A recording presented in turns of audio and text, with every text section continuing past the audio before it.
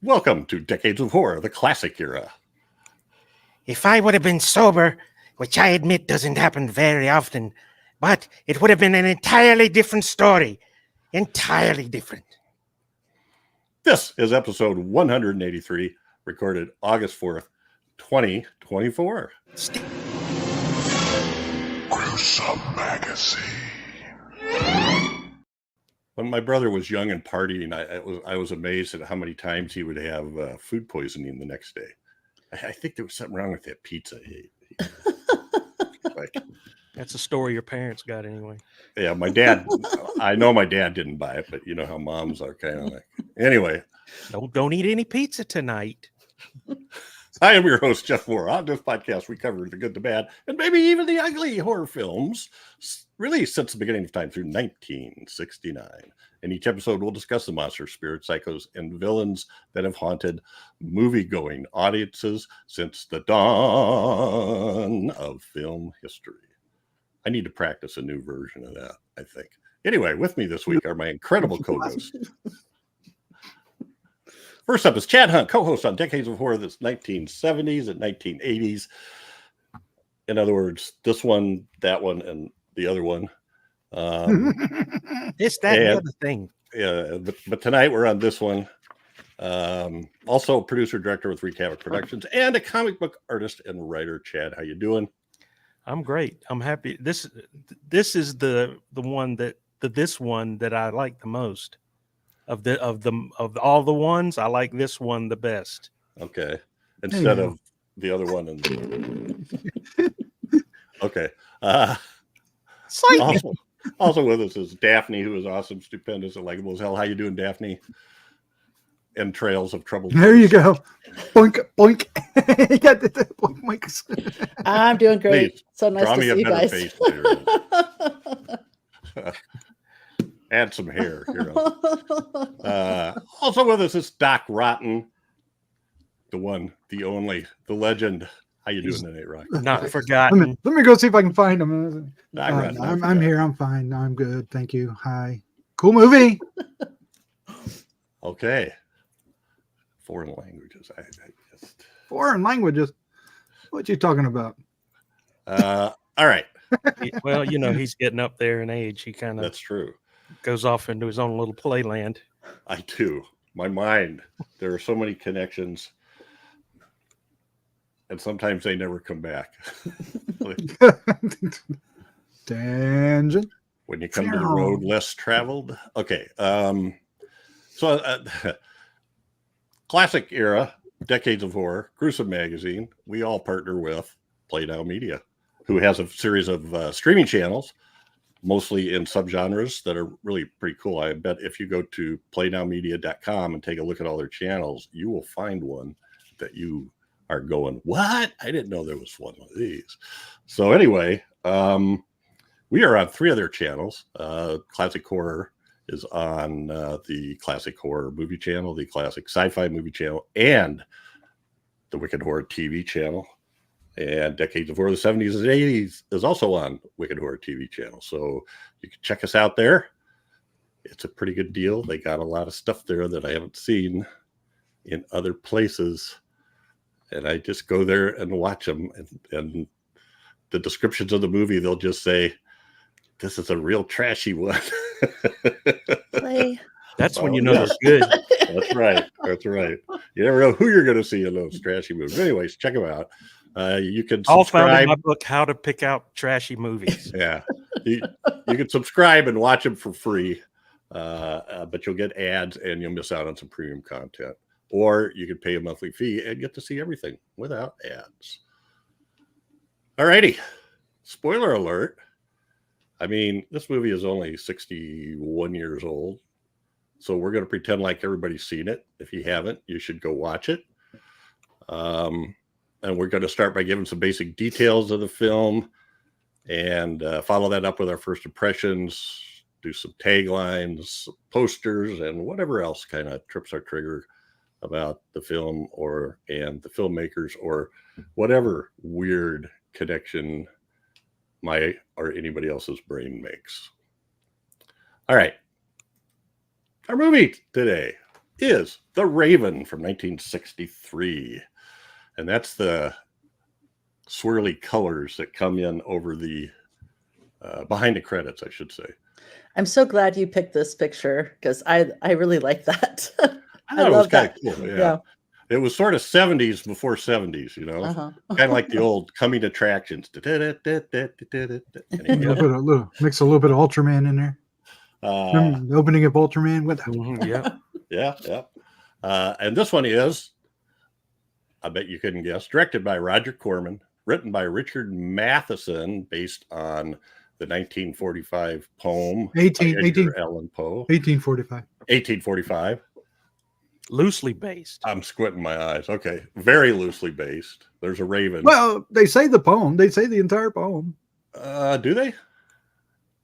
They do the ending of it at the end. They do a lot of the poem. I think I should have looked at that. The cast includes, these are the big hitters: Vincent Price, Peter Lorre, Boris Karloff, Hazel Court, Olive Sturgis, Jack Nicholson, and a fella named William Baskin, which I will explain why I put him in there later. Production company is Alta Vista Productions. He was Grimes. He was Grimes, the guy with the battle axe. Production company Alta Vista Productions, but of course it's distributed in the U.S. by AIP, American International Pictures. Filmed in Los Angeles. Filming dates, it was a 15-day shoot that started September 21st, 1962. And the release date in the U.S., January 16th, 1963. And this is one of those movies that if you look in three different places, you'll get three different answers. So I just picked that one. The budget, another one is $200,000. It's either $200,000 or $350,000. I don't know. Both places I looked seem to be authoritative, but domestic box office was either $1.5 million or $3.9 million. Again, depending on where you look, but it made money. The synopsis: in 1506, a magician who has been turned into a raven turns to a former sorcerer for help. And it could be a lot longer, but that's enough. The guy turned into the raven is Peter Lorre. The one he turns to for help is Vincent Price. And the one that turned him into a raven is Boris Karloff. And that's all you need to know. Oh, and Peter Lorre's son is Jack Nicholson. Okie dokie. Dun, dun, dun. Well, so also this one has a bunch of titles, and I'm going to leave those till later because I got a ton of foreign posters, so we can just check those out then. This one is Doc's pick. So we'll go to him first for first impressions. Now is the time on Sprockets when we do first impressions. The Sprockets. I love this movie. This is one of my favorites. This is one of the three movies I give credit to turning young Doc into a horror movie monster kid. Oh, really? Yes. It's cool. This one, Abbott and Costello meet Frankenstein, and Frankenstein meets the Wolfman. Those three movies combined are the basis of my love for horror films. I just absolutely love those three films. Two of which are comedic, even though the monsters we'll get it. That you know all that. But this one, oh man, this movie just plays everything right for me. I love the comedy. It's most of the time it's subtle, sometimes it's over the top, but most of the time it's just these comedic reactions of Vincent Price that really just his facial expressions. I've never seen anybody move their hairline as much as Vincent Price does throughout this movie. I keep watching his hairline go wang, wang, wang, wang. Like, how do you do that? I can't do that. You move your hairline, but it's so expressive. It really shows his comedy chops in this. Everybody, even Boris Karloff, who's playing his role fairly straight, is delightful, especially at the dinner table when Peter Lorre's character is Bedlow. Dr. Bedlow is trying to taunt him once again. He's trying to ignore him, but he can't do it. Everybody is fantastic in this. It's great seeing a young Jack Nicholson. And if you don't realize it's Jack Nicholson, you will in one scene. We'll talk about that later. But I love what really wins me over. I mean, I love the build up, and it takes a while to get to Boris Karloff, and then his entrance is fantastic. Comes out of the shadow and just Boris Karloff. But just the battle at the end of this movie, if anything else, with them dueling across from each other, sitting in these big ornate chairs, right, and doing all these crazy things, even flying like this, and it's superb. It's superb. It's absolutely one of my all-time favorite horror films, even though it's a horror comedy. But if you want to put it in the horror comedy genre, it's one or two at the very least. It depends on where I put Ghostbusters, I guess, right? Mm-hmm. But or Robin Costello meets Frankenstein for that matter. So what's the one Dale and a more recent one I thought was pretty funny? There's plenty of recent ones that are funny, but all righty for classic ones. So there you go. I love this movie. I'm so glad we're watching. We can talk about it again anytime you want. Okie doke. All right. I'm glad you picked it, Doc. Daphne, had you seen this before? Yes, I have several times. And I also love it. It's great. It's silly. It's funny. It's got Karloff, Price, and Laurie. I mean, it doesn't get much better than that. It's so great to see Laurie and Vincent Price just kind of playing off each other.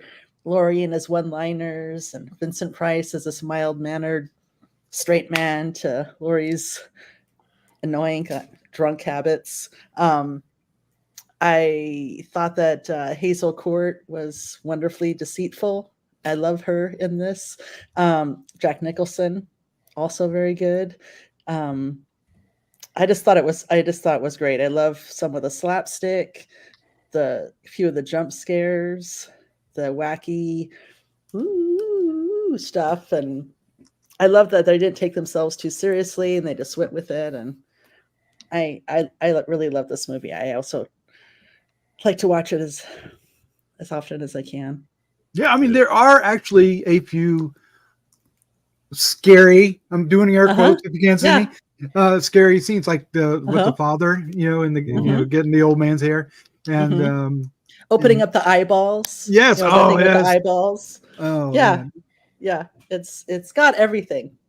And I like Corman. I like watching Corman movies. So yeah, I think it's great. I'm glad we are talking about it. Great shots. Yeah. Matte painting, all kinds of good stuff. Okay. Chad, how about you? I know you've seen this before. Or we talked about this, but yeah. We've I've seen this a lot of times, and it's just a pleasure and a joy to watch this every time I get to see it. It's one of those that I remember sitting on the couch with my grandpa watching, and he was getting such a kick out of me laughing so hard at it as a little kid, especially all the physical comedy, like when the door comes open and knocks Vincent Price out and he gets that big grin on his face as he slides down the wall. I remember just dying laughing at that, and my grandpa just laughing because I was laughing. He thought it was funny that I thought it was so hilarious. But yeah, this movie also ruined me for the poem later on in life. Because as reading the poem, I was like, "Where are the wizards? What's why do you want Lenore back still? She's so it ruined the poem for me a little bit, but that's okay. I still have the movie version that I like a lot better. And what a production! I mean, Roger Corman movies usually look like they're filmed in a cardboard box sometimes, and this one had really, really nice production value. It looked like it was a Hammer sets almost, and I enjoyed that. Peter Lorre was just I can't believe he never did more comedies because he's so good at it in this film, and so funny and such a smart ass to everybody, and little weaselly guy, I didn't mean to get everybody in trouble, and then he proceeds to go get everybody in trouble again and again and again. it's just a joy to watch. Hilarious. The battle, like Doc brought out at the end, is unmatched in cinema history. I think that was just a great scene, and all the characters as well. Lenore, she was great, and Boris Karloff. I don't know. I feel like sometimes Karloff doesn't get the credit he deserves for his acting ability, and everybody thinks of him as the monster, and that kind. But he really has comedic skills as well, and just playing the straight man against Peter Lorre was absolutely fantastic to watch. And he really, to me, it really showcased Boris Karloff's acting ability. So yeah, this movie is a priceless film in my opinion. I love it. Excellent. This is one I actually remember when I first saw it. I think we moved, and the reason I remember, I was young enough that nothing else interfered. I was probably 11 or 12. We moved to a different town in 1963. And sometime in that area, like probably summer of 64, 65, they would do Wednesday afternoon matinees in the summer. And they were all movies like this. I'm pretty sure I saw Comedy of Terrors in the same thing, and also Tales of Terror. I think it was a lot of AIP stuff, I think. So anyway, that's where I first saw it with a buddy of mine, and we laughed like hell, and tried. Anyway, it's a really good movie. It's silly, and I am a big fan of Peter Lorre, and when we've talked about Peter Lorre before, other people have said he's, well-known authorities have said he's one of the best actors working at the time, from the 30s through the 50s. It's too bad he had the health issues, etc. But he's hilarious. And apparently he was ad-libbing and pissing off Boris Karloff throughout the filming, because Mr. Karloff wanted to stick to the script, apparently. Anyway, it's fun. It's great. There's sort of decent, 1963 special effects. They're as good as anything you see in any sci-fi movie from that era, low budget kind of thing. So, yeah, I could watch, and I'm with you too on Karloff. Karloff, I think, is a really underrated actor. He's amazing. All right, I think we'll move on to other stuff. So first up, we will do, I'm thinking it must be that time where, what time is it on the clock? It must be the time for the pit in my stomach. Taglines with Chad. I knew it. My stomach can tell. Damn it. It's time for taglines. Yeah. All right. Taglines for the movie The Raven are: the supreme adventure in terror. Mm-hmm. Should have been followed by a nyek, nyek, nyek, nyek. That would work. The terror began at midnight and ended at 4. The macabre masterpiece of terror. Go ahead. Nothing. Just lots of M words. Midnight. I'm going to try and unfurl this one from my tongue here. Wits and wizardry run afoul. Fowl spelled like that's kind of clever. A chicken. Yeah. Like a raven Raven's not a fowl though. That's just stupid. It's a void. It's craziness. Okay. A strange and exciting story of unbelievable magic. It's unbelievable. It's unbelievable. You knew that was coming. The master of horror and a chilling shocker. Which master of horror? Yes, the masters of horror. I think Poe, maybe. That Oh, would be my guess. I don't know. You got me. 'Cause, anyway, there's one coming up that's gonna befuddle you. Horror began at midnight and ended at 4 as you live Poe's incredible tale of the macabre or macabre, whatever part of the Appalachian you're from. The funniest horror film since the Middle Ages. And I'm not reading that German. I know, but that was on the German poster. And I mean, I thought it must have been the funniest horror film on the Middle Ages or something like that. But I don't know. Maybe the word made they got in horror there, Zeit, is since. So maybe it just they interpret that phrase differently. I don't know. Maybe they did them differently. I'm now going to show you a series of cave drawings. They're lustigste Horrorfilm seit dem Mittelalter. Something like that. All right. And that's been Taglines with Chad. Chad's our hero, cool and rad. With him reading taglines, they can't be that bad. So embarrassing. Boop. And they disprove that last line every time, don't they? Mm-hmm.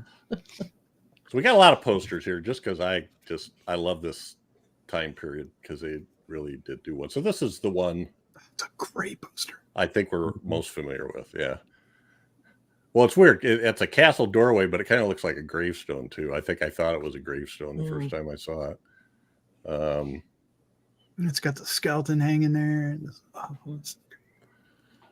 The blade, the macabre half-naked woman. masterpiece of terror. yeah. That's from the Italian version. Mm-hmm. So there's No. what's going on there on the side? What's all the flames going up? Oh, that's part of. Oh, that's the. It's a torch. It's a torch. All right. Oh, there's the guy with the axe. Oh, sorry. Yeah. Keep going. Guy with the axe. Oh yeah, there he is. He's going after him. And there's where they put what's her name and the daughter and Mm-hmm. the torture. I don't know thingy. What is that called? Where they just put your hands on your head in there? Stocks. Stocks. Yes. Stock. So this one, I actually kind of like the artsiness of it, but That looks like a more modern piece. it does. They got the same tagline on it, and I don't know, American Internet. I don't know. Looks like a 1969 re-release or something. Oh, that could be. Get a little bit more. Oh, it does. It looked a little more. Who was that artist? Peter Max. Yeah, Font. Peter Max. All right. Here we have a couple of lobby cards, which I like both of. Oh my god, I love their heads in the casket. I know, know, that they're is so so funny. Awesome. And then the crow, or What the the raven, heck? is sort of surrealistically drawn, kind of. And there's a tiny more like skeleton hanging over it. Penguin. Oh, that's so good. And all the stuff Edgar going Allan's- on underneath. Edgar Allan Poe's The Penguin. And then the bottom one is a lot like the original poster, but it's got that purple thing on the side. Mhm. And they always have a quote from the actual poem on the poster. Okay. So moving on to some international flavors. Mexico, the top one's a DVD box, but El Cuervo, I didn't realize Cuervo was raven or crow in Spanish, which makes me wonder what kind of guy Jose Cuervo was with. Joey Raven. I kind of like the bottom one. It's pretty much yeah. the same thing, but they've added to it. What else do we have here? We've got Mexican. Okay. What you've all been waiting for. Now, the top one is that dual language one we always run into. It's French and Dutch, I think. Or Belgian. Or Flemish or whatever. And, we've got that weird representation of that raven that people, I don't know, they just dug it. and the pictures of the people. That top guy didn't really look like Boris Karloff. Anyway, and those all just are the Raven, right? Giraffe or Le Is that Corbeau. the magic of terror? Is that what that is? Or the sorcerer of terror? Yeah, it is. It's the magicians of terror. Mm-hmm. The magi. Yeah. And I don't know why Vincent Price is so red, but wouldn't you be? I am kind of. And then we have a German and wait a minute here. So this French one, again, that has the giant crow, and that's kind of the same, but they arranged the heads different on the Italian one. So we didn't get a big bodice ripper in there. Here's German on the top, and the one let's see. Der Rabe Duel der Zauberer is War of the Magicians, or the Duel of the Magicians. And then there's another one. I thought there was two, but I guess not. And then the Swedish is Korpen, and I know I'm not saying that. Korpen i Skräckensborg, the Raven in the Castle of Terror. He used to be my next door neighbor. Korpenborg. Corman, what you doing today? Like I saw him in the Olympics. Yeah. Squawk. And that tagline across the top, I tried to translate it, and it ends up being close to one of the other ones, so I didn't use it. But it doesn't quite directly translate. It's like something of icy terror, but they substitute different words. It doesn't make any sense. So anyway, I love words like skräckens. And it's green. Green. And then the German one is really colorful, and they put the giant 3D letters in place of the castle. Just, I don't know why, that just seems so German. Like, looks more realistic than the one in the movie. It's the fortress of the, yes, it kind of does. If they'd have had that in there, out of it, that's cool. All right. And let's see. Next we have an ad. Horror began at midnight. Is blah blah blah blah. So that's a combination. Cool. That's got the the door into the castle with the people fighting around and stuff, but then the three heads in a coffin underneath the moat or something. So good. And this is there was a novelization of this by Eunice Sudak. Wonder how you find that. That looks awesome. That's the cover. Boy, is that old. I was looking for it online. It is available. Yeah, it was re-released in 2012. And this was a Lancer paperback, and I think at 40 cents. The Raven's got the font from that one, but yeah, it does. One poster, yeah. So I guess that was that time period. Because they all have the same colors that Kiss does to represent each member of the group. There you go. There you go. I think you should talk to Gene Simmons and find out if that's where they got it. If he finds out, he'd probably sue him over it. Probably. I would love that. You notice how they got. How much was it when you meant? I can't remember. Sorry, I can't remember. I feel like it wasn't. I don't know if they had like the older copies, but the re-releases, I don't remember it being too bad. Okay. So what I find interesting is we've got Karloff, Laurie, and Vincent Price from left to right, but they have their names as Peter Lorre, Vincent Price, Boris Karloff from left to right, which is none of them match. And we'll just forget about the woman in the other picture. We don't need her name. Black Magic, Macabre Adventure, a perverse secret revealed. That was a little perverse. I would really love to read the novelization too. They're Well, asking £20 for it on eBid. 20 pounds, so probably around $35 American. for maybe. the paperback. Yeah, Oh, for that the Lance, original for that paperback. particular Lancer paper. okay. Oh, really? For that one? And The Dell comic. yes, Dell movie classic, a strange and exciting story of unbelievable magic, and they have Jack Nicholson in his favorite pose. Screaming angrily. Price would have been a great Doctor Strange if they had done it back in the day. What? I mean, was he the model for Doctor Strange? Wasn't he? I think so. Yeah. Kind of Yeah, feels I like thought it. I doesn't read that. I thought I read that. And then lastly, the But you're right. Kino Lorber Blu-ray, Oh, that looks. Oh. which is still available, but it was also in this. I should. Well, that didn't work. You got Chad. Help me before I push another button. Yeah.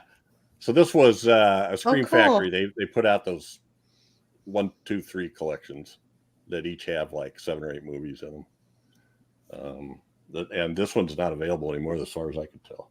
They just redid one of them. Doc, was it Volume 1? I don't know. Well, you and Dave were exchanging information. You were trying to get one, or you wanted an original. That was it. I don't know. You don't remember. So yeah, but that's still available from Kino Lorber. All right.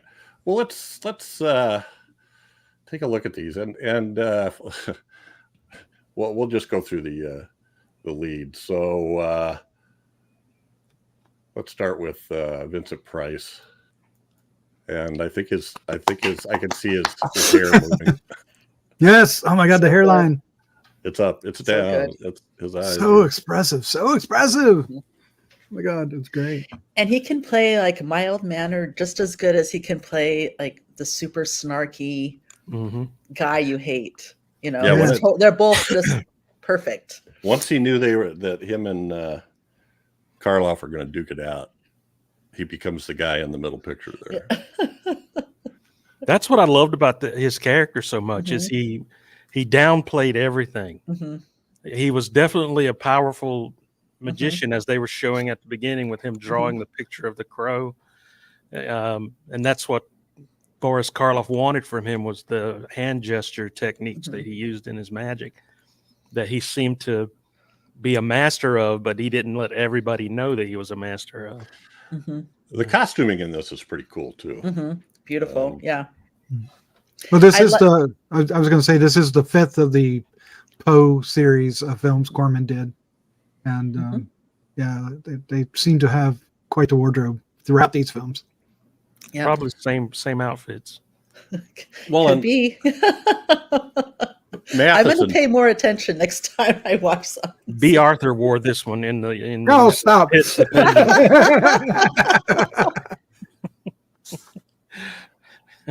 Oh what my was that God. show? What was that show? Anyway, Maud. not Maud, but the one with the The Golden Girls? Golden Girls? Is that what you're yes, talking about? Golden Girls. That's what I was trying to think of. All right. I can't. another So edit for you. Matheson. Yeah, Matheson said, "When God, your beard's really getting long there, Chad. I hadn't noticed that before." Squirrel! I don't even know Richard Matheson. Richard Matheson talked about when Corman gave him this job to write a thing for the poem. He's like, "Well, I knew it was. You really couldn't. You can't write a whole movie about a poem that's not that long. So it's just a guy sitting in a room freaking himself out most of the time. So they got into this whole comedy thing, and he took off with it. So." Some of the comedy bits from Vincent Price that I loved was when he was like, it was almost slapstick when he was like running into the telescope. Oh my Yes. gosh, yes. And They're right off those at the to both beginning, ends, And, then he right? went back. He does that like 3 times. And then when he's talking to Peter Lorre about the ingredients. He's like, we don't have any of those things here. We're vegetarian. I Yeah. was like, oh my god, this is hilarious. I have no dried blood of bats. I found it hard to believe that he hasn't been in the crypt for 20 years. Yeah, I know. Me too. You know, Yeah, those no, that eyeballs was look pretty fresh. yeah. It looks very fresh. Well, let's not only that.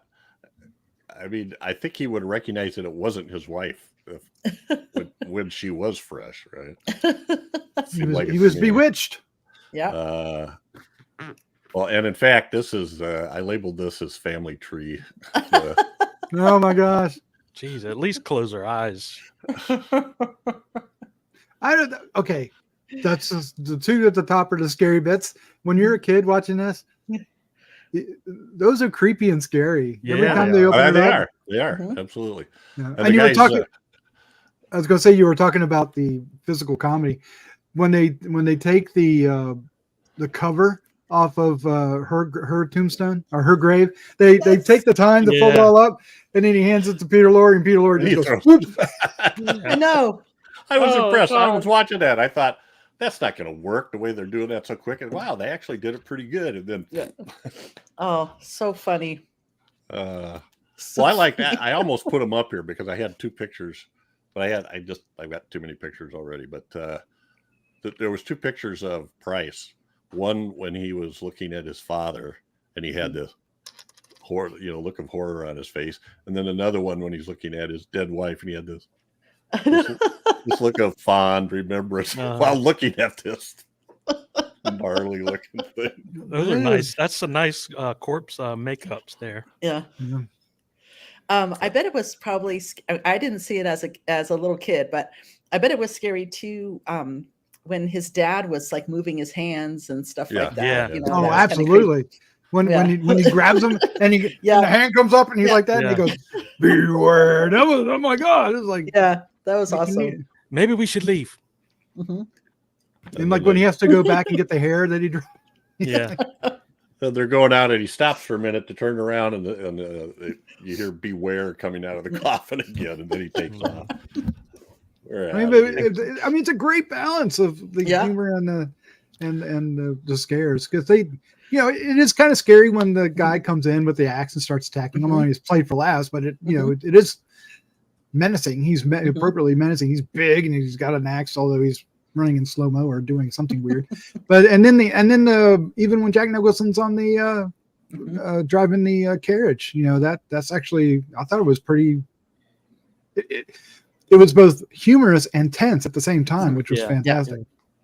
Yep. Because they're bouncing around inside there, not knowing what's going on. So I don't recognize him, but the guy that played his dead father in the coffin is Dick Johnstone, and he was uncredited, but he has 128 credits, but most of them are things like show spectator, townsman at barricade, hotel guest, townsman again, farmer, townsman, a juror. This was probably his big showcase. Oh my God, was he like a professional Extra. extra? Mhm. Okay. Because it is like he's in all this stuff, and half of it, if not all of it's uncredited. Yeah, and no name, right? Yeah, even He should have sprang for at least a professional mortician in his wife's case there. Yeah. it's amazing. This is like one of the only actual names on here. You just read down this, and it's just You're gonna leave her minor. mouth like that? He only Club. paid $40. Club patron, townsman, hotel guest, townsman, guard, Roderick Craven, townsman, courtroom spectator, hotel guest. Roderick Craven. Anyway, all right. And the woman in the bottom is Olive Sturgis, who plays Estelle. Estelle Craven. Daughter. Vincent Price's, whose name is, let us not forget, Erasmus Craven. Erasmus. Oh my God. And Erasmus Peter Lorre Craven. says it so wonderfully the way he says it. Yeah. Erasmus. Lands heavy on that Z. Mhm. And I don't know much. Olive Sturgis quit. Let's see, her last credits are 73, 74 on a couple episodes of The Rookies. bunch of television spots through the 60s. Thriller. Yeah, That's about it. She was in the Polaroid that Vincent Price showed. Oh, really? Yeah. This is a picture of my wife. It was a Polaroid. 1506. Yeah. I mean, I thought she was fantastic. And Well, she was decent. I really Yeah. liked her. Yeah. Yeah, Especially, Mhm. yeah, especially opposite Jack Nicholson. Yeah. Oh, plus she wasn't taking it. You know, they're trying to make her Yep. stay at home, and she's like, "Oh, if you're going over to Mhm. Scarabus's place, I'm going with you." Yeah, All she right. was good. You'll need someone to get in trouble so you can come rescue. Mm. So, She's right, Erasmus. so Peter Lorre. Oh, there he is. Yay! That happy face at the top. I love that happy face at the I top. know. It's the man himself. He was, and if you looked at him, like when he's over at Scarabus's castle, Scarabus, yeah. Scaramouche. Scaramouche, what do you do to find Every time you see him, he's pounding down another wine. Pouring No, he is. another wine. Yeah. Or mistakenly a glass of milk. Oh, yeah. Yeah, he spits the milk right back into the glass. And sets Milk. it down. He offers him milk over at his place. Vincent Price does, and he goes, milk is vomitable. Who wants that? Yes. Vomitable stuff. Yeah, I always wonder if that was in there to be in there, or if he just mistakenly picked up the glass of milk that was there from before. I don't know. Well, Well, if if he wasn't actually drinking the wine, he was running towards the wine. Oh you know, yeah, like, being scolded by Vincent Price or Boris Karloff. no, you kept When drinking. the brew didn't work particularly well the first time, and he had the wings still. Yes, Yes. that was so Throws funny. his hands up in the air like, "Oh my gosh!" I and didn't just, see it. Like, throws wings.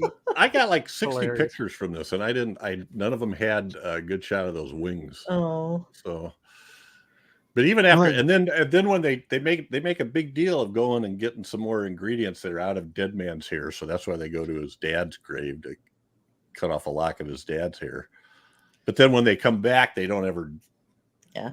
He's just the next cut is he's standing there drinking wine with his Yeah. right. Yeah, with his that's right fine hand. because you didn't need it. They got what they wanted out of that. Was Yeah. just like the warning and the great gag. But when the great thing about him turning from the Raven back into Peter Lorre is that wonderful shot of the bird going down and drinking the wine and Yeah. going down drinking the wine and coming up and Vincent Yeah, Price yeah, is yeah, like yeah, getting yeah. closer and closer, Yeah. and then when he comes up, it's him, and I think it's a top shot.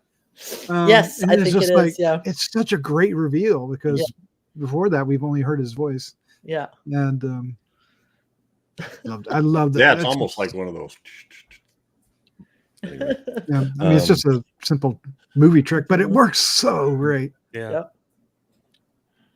And the fact that the Raven works so well with Vincent Price, I mean, because he rode on his shoulders, he's going down all these steps and everything, Yeah, and he did the little drinking and got closer and closer, Yeah. and it's like, man, aren't you afraid it's going to like snip your nose? Instead, but it Ravens are worked out huge. it worked out really well. It was very Well, this effective.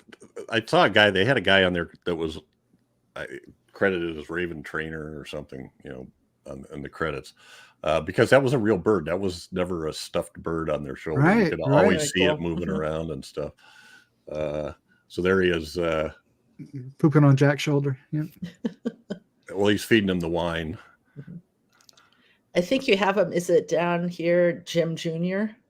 Is that the name of the Raven? I see in the notes. Okay, sure. Jim Jr. Jim Jr. Go was Jim. nominated Poor for old a Jim Academy Award. passed away, and we had to use Jim Jr. Well, that whole drawing thing. I tell you what, the first time I watched that this time around, I was so fixated on Vincent Price's, hand motions that I didn't Boop, see boop. that it was drawing the thing on the other side of the screen. Like, what the hell is he doing? He's conjuring something up, and then something comes a tapping on the chamber door. Gently rapping. But I actually, when I was like, I'm trying to think what year was that? Probably 21. I memorized that poem. That's a pretty long poem. It is. That's impressive. It is. And then I felt stupid because whenever you try to impress somebody with it, then they look at you like you're an idiot. And I went, I guess I am. I'm an idiot. Why did I do that? Something I noticed on the second time when I was watching this for the podcast, I just really love how Vincent Price opens and closes with reading lines from the poem, because it just brings back. It brings it back. It brings it. That's Vincent Price. Yeah. You know what I mean? That is Vincent Price. Totally. He starts it and he ends it in with his beautiful voice, speaking in that way that he does when he's playing horror. He even changes his demeanor when he's doing it. Yeah, his demeanor. Yeah. He looks at the camera. Yeah. It's so good. Quote the Raven. Nevermore. Well, and when they actually have that, isn't that the last line of the thing? And the way they say it kind of comes out differently to me. It was like, anyway. Yep. Well, he told Peter Lorre to shut his beak. Yeah. Yes. Perfect. Yes. And then both the Raven meaning the Raven's not talking anymore. Yeah. Boop. Shut your. And he does because Peter Lorre goes to have to have his lines or shut your mouth. Yes. You shut your mouth. Especially when his son Jack Nicholson shows up. Oh man. The mother wants me to take you home. I love it when he's like, he keeps like brushing off all that stuff, and he's like, stop it. And everything Father. So what? Dr. Bedlows, do this? So what? I think Jack Nicholson said father in 10 different ways. Mm-hmm. Father. Well, Christ, let's see, He was insulting Boris Karloff. There he is. Like Doc was saying, when he comes down the stairs, so good. And then he comes out of the shadow, right? Yeah. He comes out of the shadow first, yes. Then you hear his voice, and you're just like, Yeah. You know, like he's here. Those first couple of steps he took on his own, they cut away. Somebody had to carry him down to the last few steps, and then they cut back to him. Yeah, Vincent Price said he felt really bad about them making him do that because he was obviously he could barely walk. He was starting to fight arthritis here, right? Yeah. So. Wow. But if you remember, they cut away from it, and then they cut back. He's right at the end of the steps. Somebody carried him down. But he's so great in this. He's such a good actor in these little scenes here. You know, once again, the center one, he is an evil dude, but in the top one, he sort of, he's playing like a grandpa almost. He plays like very charming. Yeah. He plays like Dr. Bedlow has been fooling everybody or making up stories, which he has. But it turns out he was paying him to go lure I know. Craven back to his castle so he could steal his magic abilities. There was a couple of things with Karloff that I'm not used to seeing him play. That kind of, he was a little schmarmy, I don't know if that's the right word. If that's even a word, but he had his tongue in his cheek and a couple times. And then he was like commenting on Lenore, like, "Oh, your scruples." It was just like, ew, well, like this man, and when Laurie was like, "You're a dirty old man," which was hilarious. When his wand bent over, dirty man, you dirty old man. I was like, where are we going here? And then at the end when they come out out there where after the castle collapses and everything, they come out, him in Hazel Court, and he's lost it. I don't have it anymore. I don't have what it takes. Well, and he turned out at the end, it seemed like she, all the way through, they're trying to make it seem like she wants to be with him for his power and his money and his wealth, or his wealth. But at the end, it seems more like he's just whipped, Like he lost. It's good for Vincent Price. He didn't buy the change around. Oh, the veil has been lifted. He looks at his daughter. His daughter goes, Nope.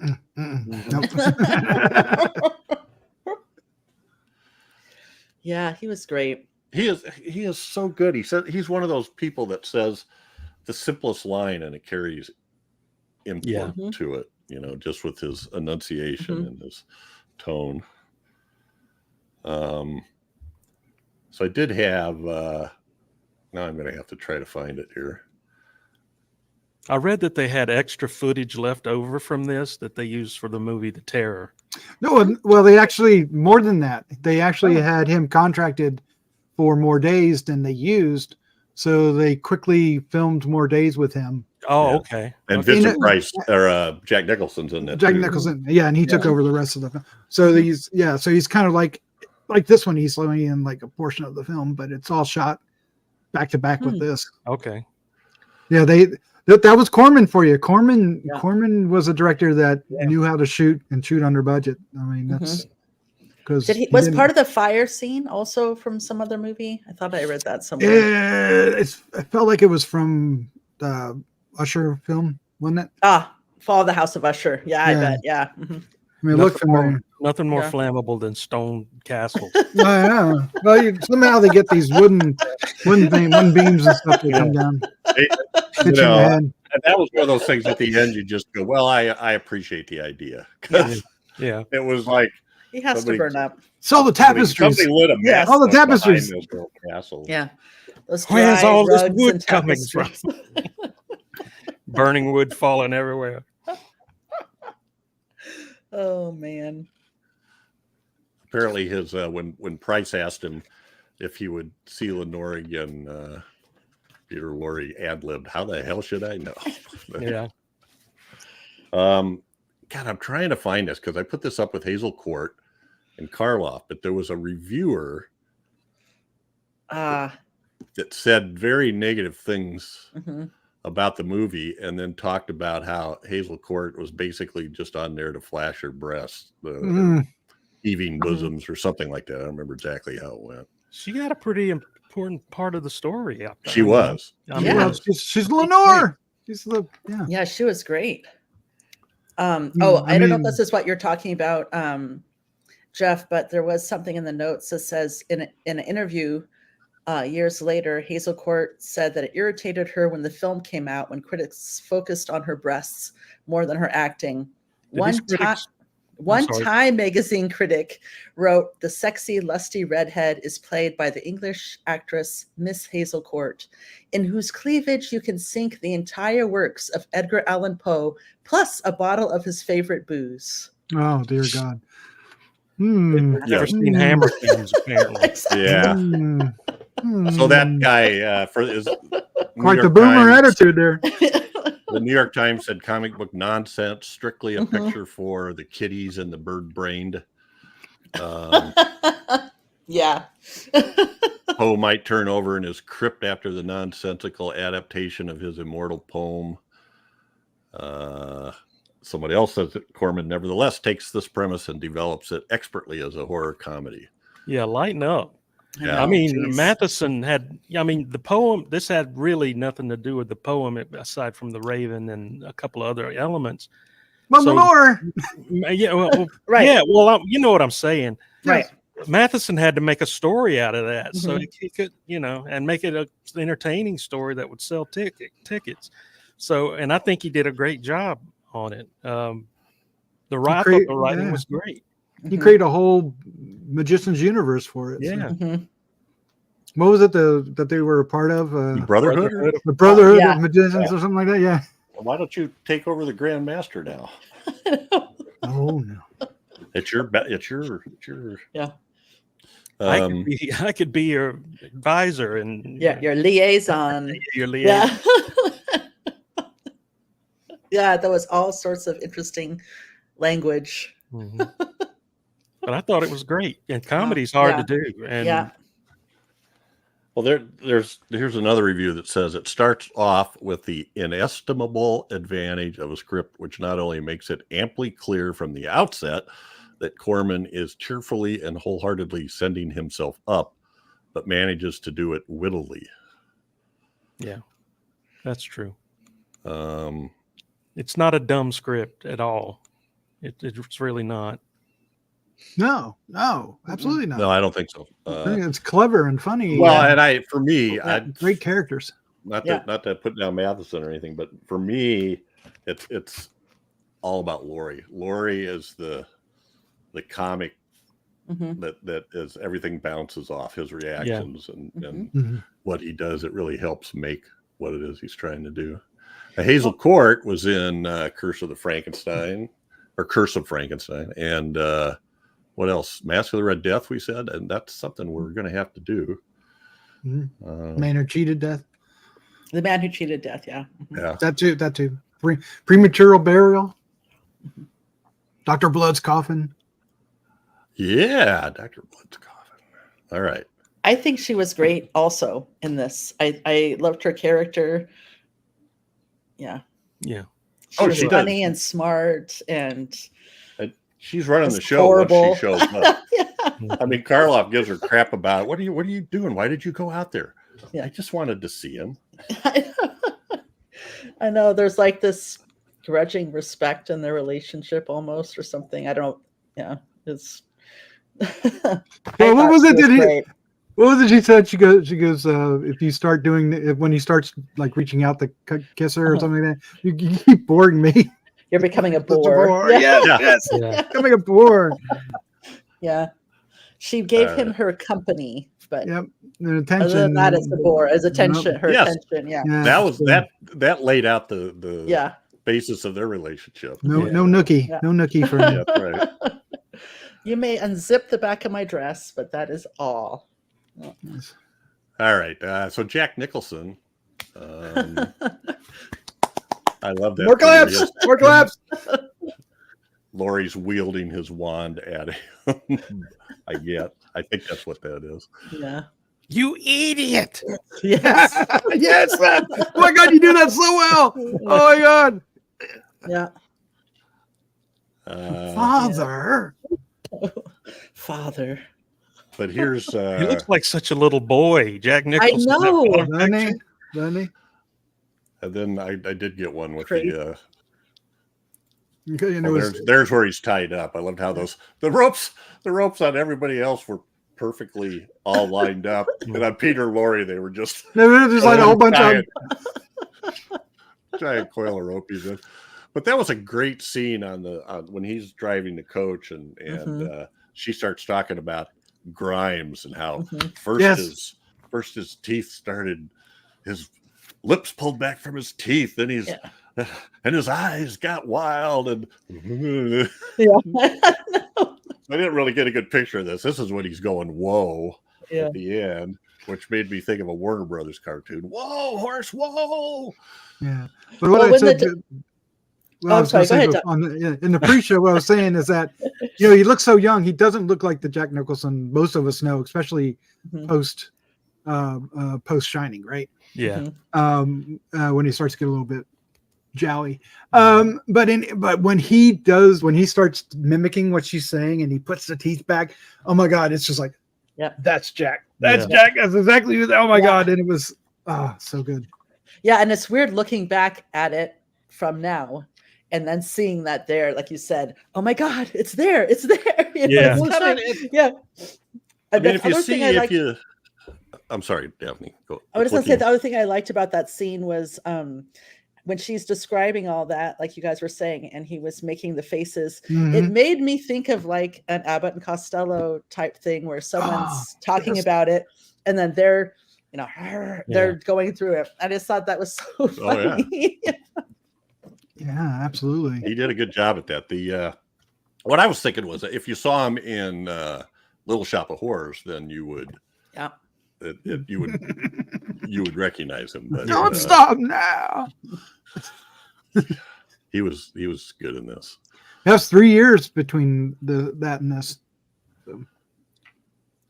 Little Shop of Horrors, was that 60? Really? I didn't think it was that. 1960. So he was even a youngster. Well, yeah. So we do have some magic stuff going on here. Yes. I actually had I found a GIF of when he does the circle and it catches the hatchet, but it wouldn't download. It Aw. turned it into a WebP file, which wouldn't activate. But I'll help you out with that later. Like a lightsaber duel. One's green and one's blue. Isn't it great? Yeah, exactly. Yeah, it is. It's exactly. And that's what this part, the third picture down, where I don't know what Karloff changes something into knives and throws him at His him. blood. His Blood from the vampire bat. blood. Yeah. And then he does this circle. What that totally reminded me of Doctor Strange. Mm. When he did that part, And they're shooting these things back and forth. It's crazy. So what came first, this movie or Doctor Strange, Chad? What was Doctor Strange? No, somewhere it says Doctor Strange was modeled after this. Yeah, Strange came later, 60. Let's see, 60. Not too far after, maybe 64, 65. Strange Tales. Right. And I think in your notes it said that his middle name is Vincent. Well, it was July 1963 was the first appearance of Doctor Strange. So it would have been about Vincent's already been around a while before that. Oh, yeah. Yeah. Mm-hmm. As a horror guy, so that's probably. Mm-hmm. Well, when did this movie come out? In 63? January. January? So it could very well have been the time he was. Yeah. That's very cool. But I've seen photos and stuff photoshopped online of Doctor Strange, Vincent Price's Doctor Strange, and pretty cool stuff. Okay. I don't have any more pictures, folks. What else do we need to talk about? You got scenes you want to talk about, or you got a couple? We did the two jacks, right? Yep. Certainly. I'm gonna let everybody else go because I can talk about the whole movie for like the next 2 or 3 hours. So yeah. Well, it's great. I know everybody else likes this one better, but I think, I don't know why, but comedy of horrors, comedy of terrors to me is funnier. I know nobody else thinks it is, but it is funny. I like that one. Yeah. But that's the difference, I think, for me is it's an anthology versus a. No, that's Tales of Terror. Oh my! What's a comedy of terror? That's right. Comedy of terror is when Basil Rathbone. Is it Basil Rathbone? Basil Rathbone's in it. Peter Lorre. Vincent Price and Peter Lorre are. I'm confusing the movie up. Okay. Yeah, I am confusing. Vincent Price and Peter Lorre are undertakers, morticians, I think, and. Whereas Karloff is Peter Lorre or Vincent Price's wife's Karloff's not in father. You're talking about. We're all confused. Comedy of Terrors. Yeah, Boris Karloff is in Comedy of Terrors. I might be thinking of the wrong one. And that's the one with Basil Rathbone too. Basil Rathbone has a narcoleptic disease. Yeah. And they keep putting him in a coffin. They think he's dead. And then he wakes up and you hear this voice going, "What place is this?" Yeah, over and over again. And I don't know why, but that totally cracked me up over. It kept happening over and over again. It was absolutely confused us with the other film. Oh my god. Yeah, well, the other one, I'm confused too. Tales of Terror is the one where they're the wine tasting. Wine taster. Yeah. Okay. Vincent Price is at a crazy. He does that. He does those weird. Yeah. They're trying to out taste the wine, outdo each other. That was hilarious. That is a very funny movie. Because this one had Joyce. It also has Joyce Jameson in a very busty performance. Have we covered this one yet? Have we covered it? Okay. Yeah, I think we did both of them. All right. Yeah, I think you guys did Comedy of Terrors earlier, and then Tales of Terror later. Guys, I think I did Tales of Terror with you, and you guys had talked about Comedy of Terrors already. It's one of my favorites, but The Raven is great too, and it's hilarious when Peter Lorre is sitting there all covered with feathers. I'm like, what in the hell? What is happening right now? Yeah, I know. with his arms. Yeah. It's too good. I like it when oh you, my gosh! And the feathers go up in the air. I like when they're walking down, they're getting ready to walk down to the tomb, right? And he starts flapping, and then he puts this behind his back so they don't flap. Yeah. It's just great little touch. I mean, sometimes the humor is slapstick, like you're saying, but other times it's very subtle. It's an subtle expression. Yep. It's a raised eyebrow. It's putting your arms behind your back. Yep. There is a line lot of of dialogue. Yeah. The magic starts out kind of playful. Mm-hmm. They're doing this weird stuff. Like you did it, Doc. Why? Oh. Price like puts his arms up and flaps his hands, and his chair raises up in the air. Anyway, I think Craven was a little bit more powerful than they thought, or they Scarabus thought, and it's and I think Vincent knew it too. I think Craven knew he was more powerful too. Mm-hmm. He kind of played it down. I think you were talking about that, Daphne. He downplayed it. No doubt, Chad. Yeah. Mm-hmm. He didn't want to be a part of that brotherhood, and so he just the only thing that kind of was distracting me and taking out of it, and I don't remember noticing this before, was the music. I see that was by Les Baxter. It was but I was going back and forth, like it's kind of playing the kind of that kind of stuff. Mm-hmm. But so sometimes that distracted me. So it's like I couldn't really hold it against it because it was kind of comedy, but kind of felt a little too over the top sometimes too. Well, they played like the carnival tune when at one point he was flying around. Yeah. These guys are the crew are the standard Corman crew. Les Baxter did a ton of his movies, if I remember correctly, because I know he did Comedy of Terrors. He did Black Sabbath for the U.S. version, The Terror, Premature Burial, House of Usher, Invisible Boy. So anyway, and I think, let's see, the art direction was Daniel Haller, and I know I've seen his name before. He did Dunwich Horror, Die Monster Die. And then on into the 80s, he did some stuff for Knight Rider and some of those series, Manimal. Yeah. Anyway, art director, production designer.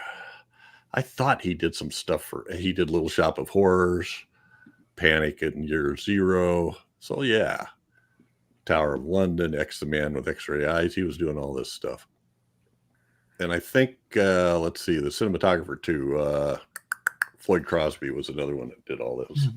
Well, we should talk about Corman more, because I thought Corman did a lot of great work here with the film. There's a lot of shots that are like overhead. Yes, yeah. Like when they go into the thing and they're putting on the clothes, and Peter Lorre walks out with the big long thing, and Vincent Price is standing on the end of it, so he falls over. It's just, there's some really, really strong shots for these, what would normally be very mundane scenes, like walking in to look into, for clothes. And it's it just really does such a great job. And when they focus on some of the faces, whether it's our trio of horror stars, or if it's the father, like when the father's face shows up, oh my gosh, just scary. It's all gonna be it's stuff Corman never, I guess it depended on his budget, the budget he had, but you never saw a lot of that kind of camera work and in some of his other films later on, I guess, but are some of his more exploitative I think pictures. Definitely for the Poe pictures, though. I think his Poe pictures are kind of he definitely had a budget for those. Because the sets were beautiful, and like I said, the costumes. But you don't like the castle, though. You don't like the matte painting of the castles. Oh no, I was just poking fun at it. Okay. I love matte paintings and stuff in movies, and especially even some of the real sets had fake skies with clouds going behind it like that. I thought was very cool. So yeah, I love stuff like that. I was just poking fun at it, but Cool might be a stretch, but well, I like. I mean, Matt at least they Damon. tried, right? They tried. They Yeah. tried that. So I actually, you guys talk for a minute. Well, what's awesome? Okay, so Scarabus is when the door opens and you walk in there and you see Scarabus's home for the first time. You get that great shot of those dogs in the circle, right? With the fire, and the fire in the center, fire pit in the center of it. And it's so majestic and wonderful. And I don't think we haven't seen that set anywhere else, right? So was that had to be made for that, because I don't remember seeing that in anything else he did. Even some of the statues had flames, like in corner statues of these gargoyles and stuff had flames coming out. And they would use them later to be the coming at them, although maybe in the least effective gag. Yeah. But what made it work was they turned them into all the little puppies. Yeah. Well, like you're talking about, Doc, when they first come into the castle, the depth that's in that hallway when you see The castle was great. Yeah. So here's Which is a choice. It's a choice. yeah. Yeah. So that's I think that's Price's place, isn't it? Yeah. Yeah, there always has to be all that fog. Yeah, that's beautiful, right? Yeah. That one is, And here's the Black Castle. But like Chad was saying, there, I don't know if this is the one you were talking about, Chad, but the clouds moving quickly over the top, very kind of ominous. They were windy. Well, there were some shots like inside the castle that had the sky exposed. And you could see these matte painting clouds going by really fast too. Cool. But yeah, these sets were really, really nice. Or these paintings.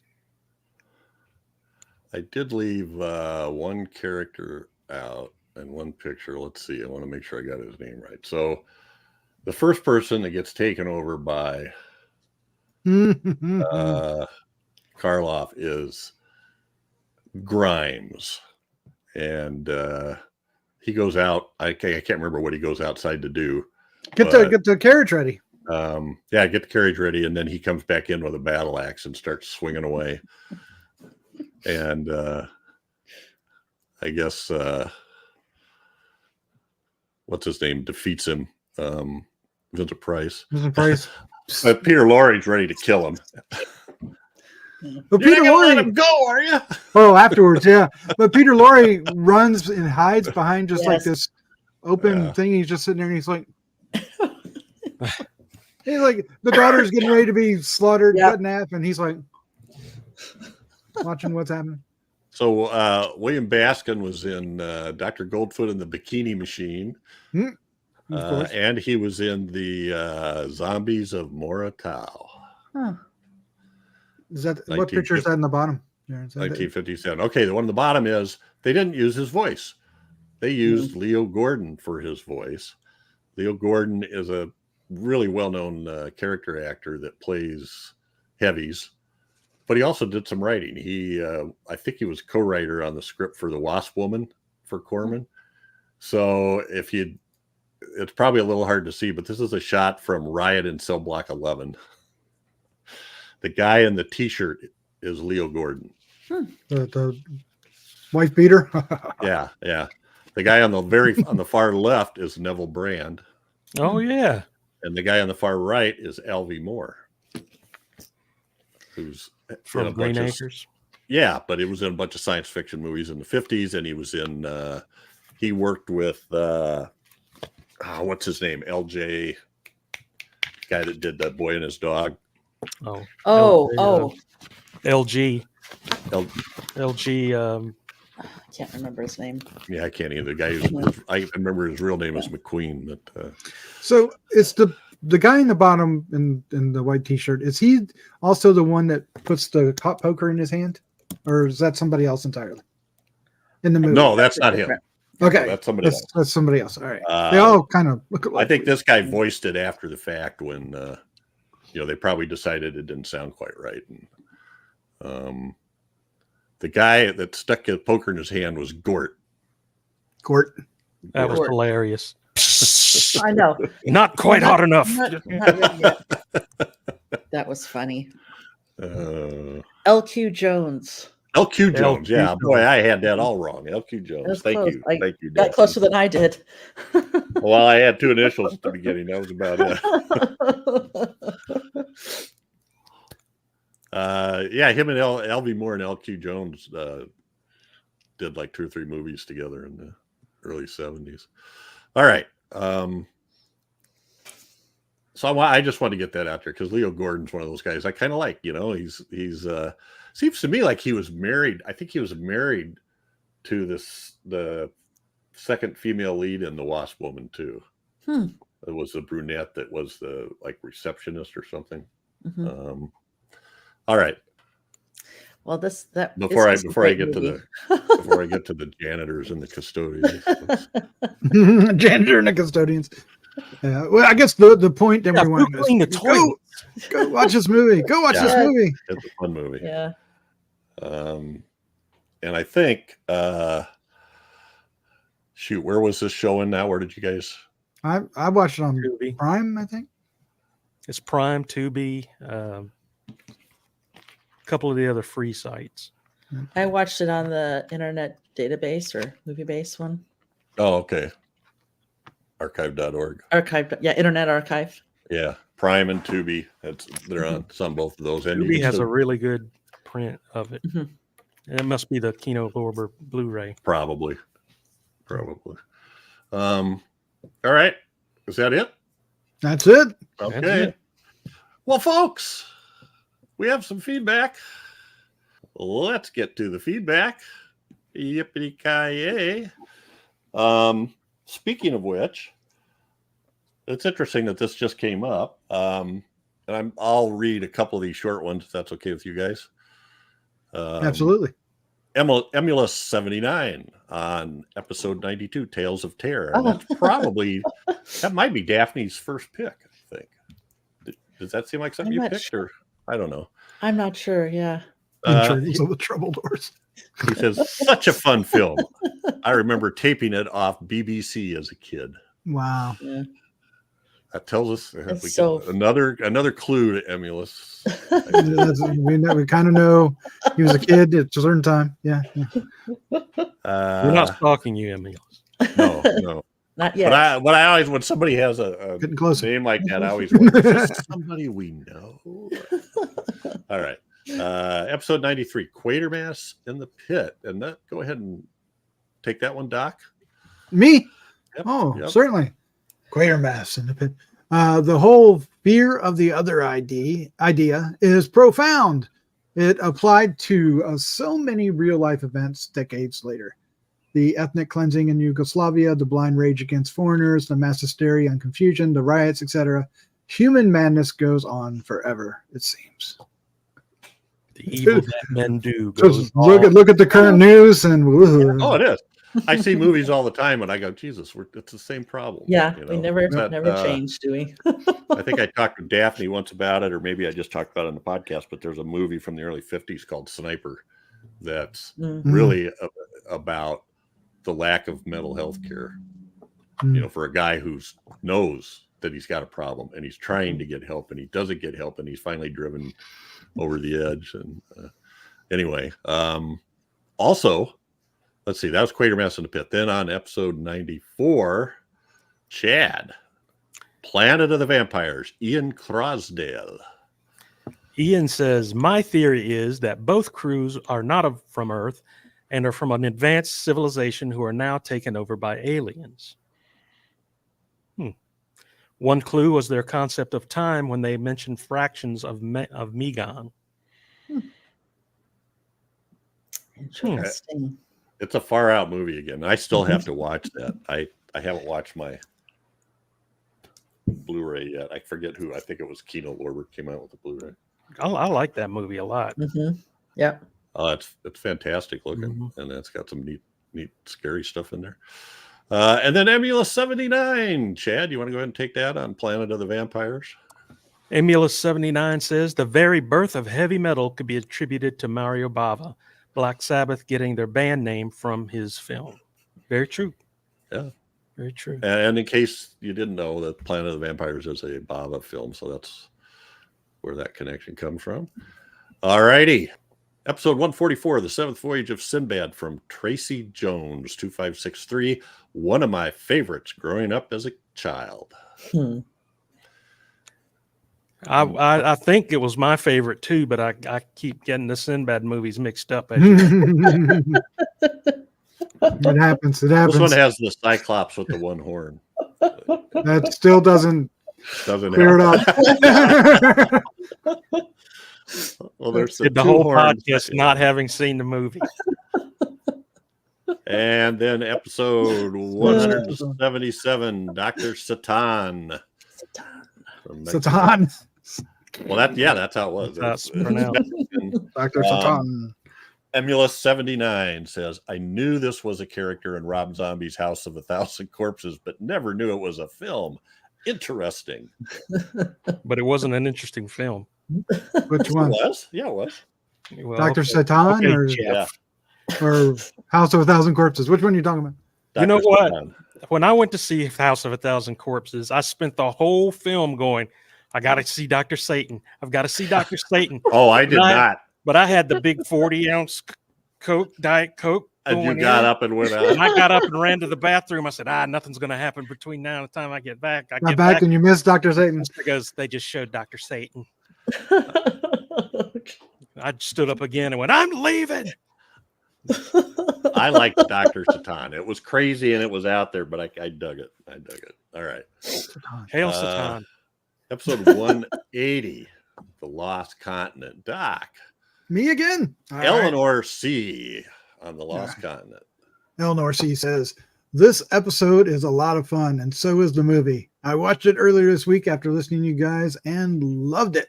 Yay! Thank you.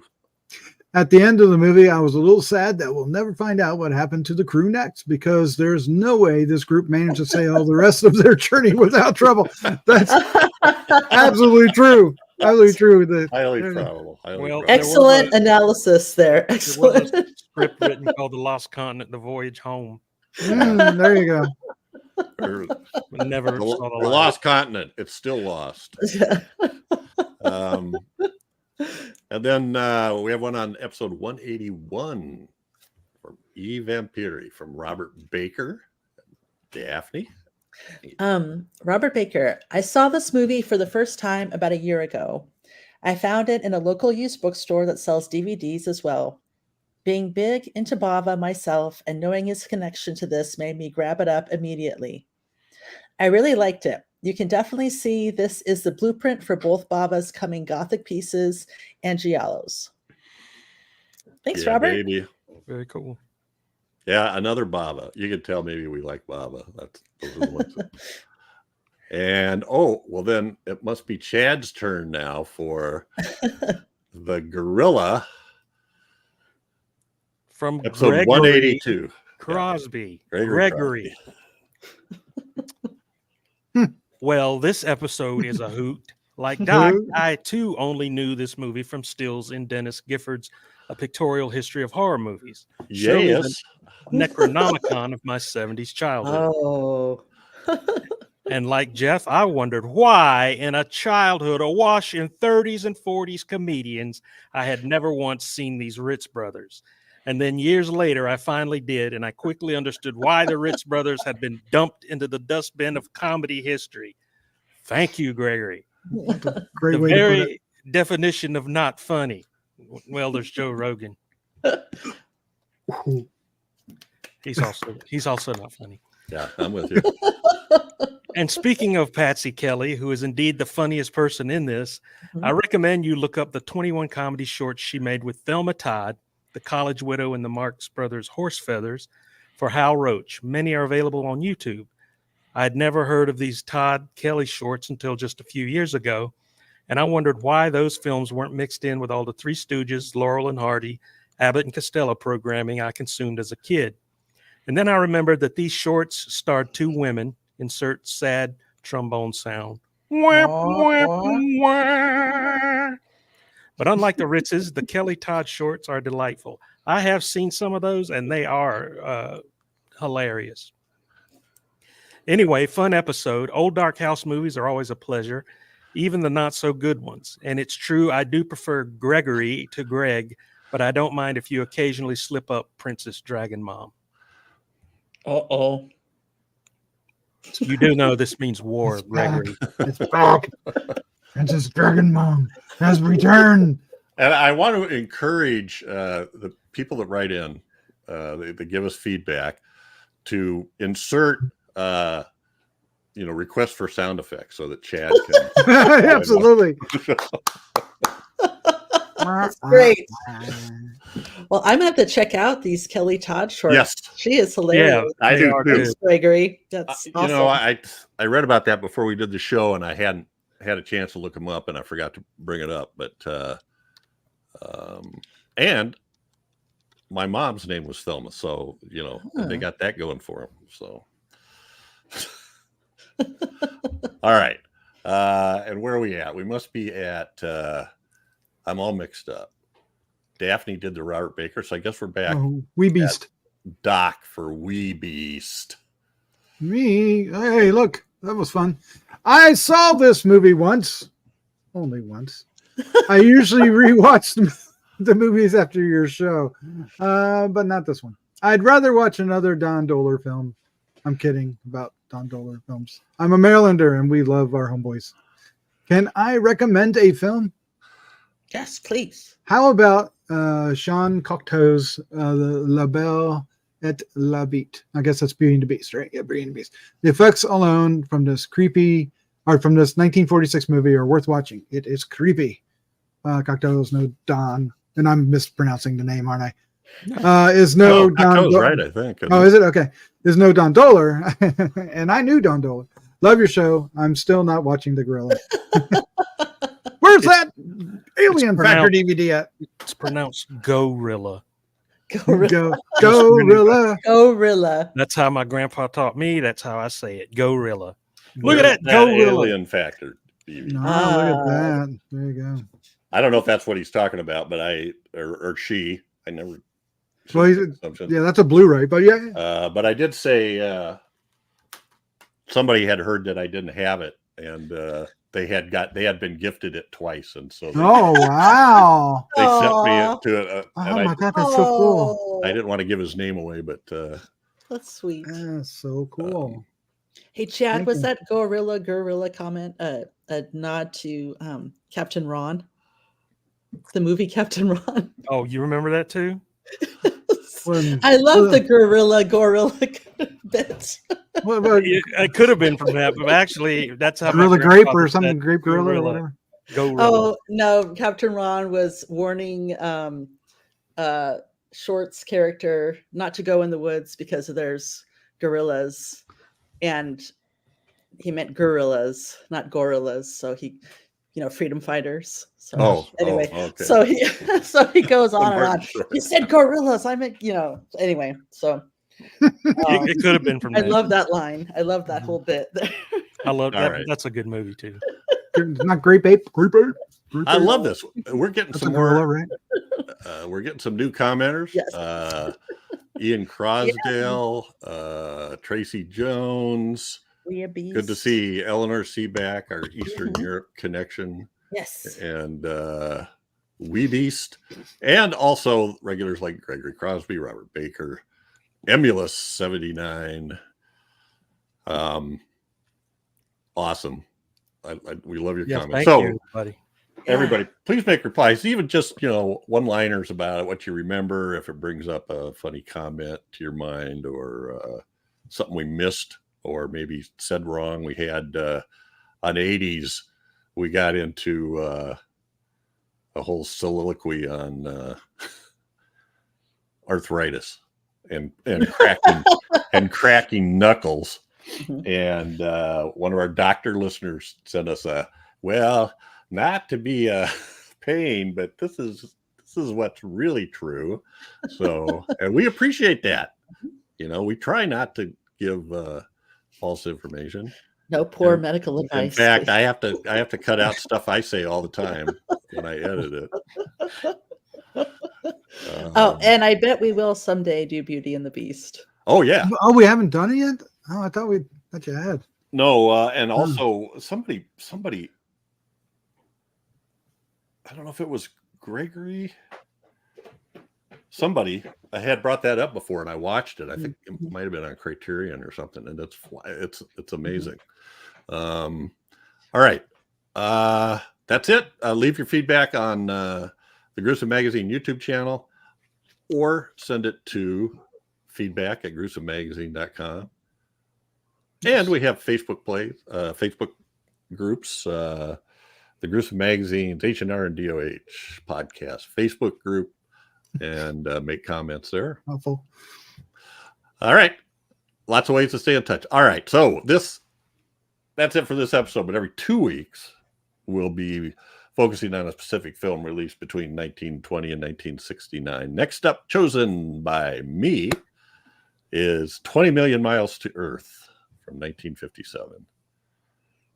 Ray Harryhausen, a monster that I never knew the name of until just a couple of years ago, the Emer. They never say that name anywhere in the movie, so I don't know. Maybe that's what Harryhausen called it, or it was in the script or something. But I have a buddy of mine that has been a friend of mine for ever since I was 18, just breaking into comic books. And we both love 20 Million Miles to Earth. And we were talking about it one day, and I said, "Yeah, I love the Ymir." And he goes, "Well, what did you just say?" I said, "The Ymir. That's a cool Harry." He goes, "It's Weimar. It's Weimar." And I was like, "No, it's not. It's Ymir." How can you argue about a made-up name that's never said in a movie? I don't know, but we still argue about it to this day. You guys push your glasses up before you correct each other. Listen, pal. After I wrap them with tape around the temple. Yeah. So thick around the middle here. That's what I do. All right, so hike up my movie.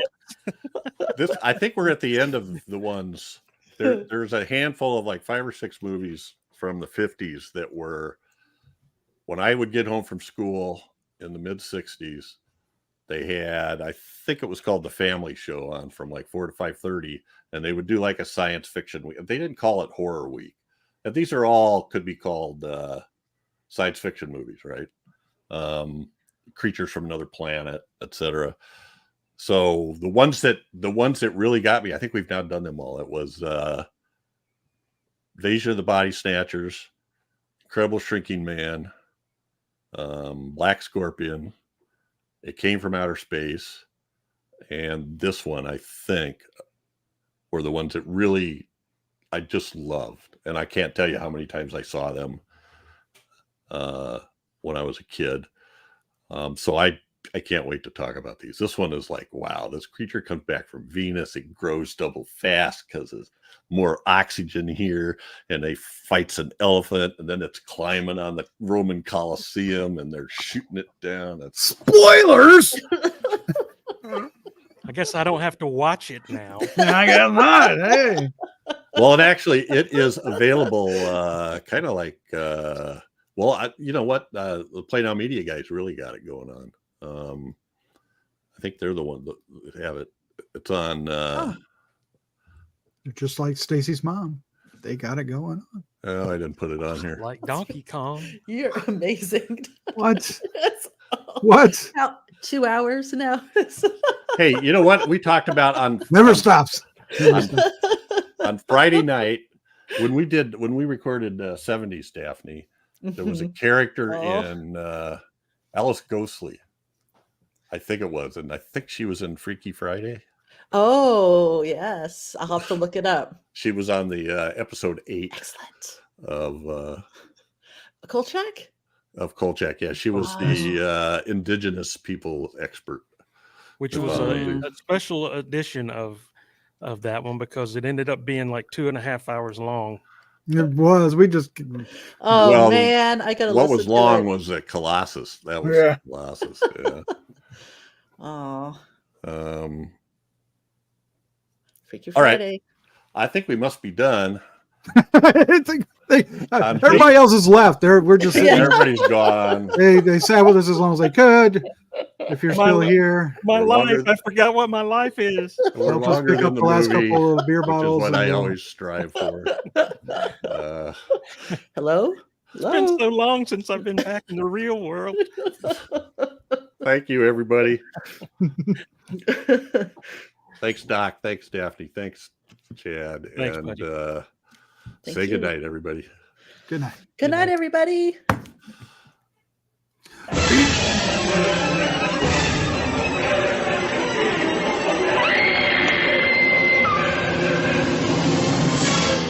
Gruesome Magazine.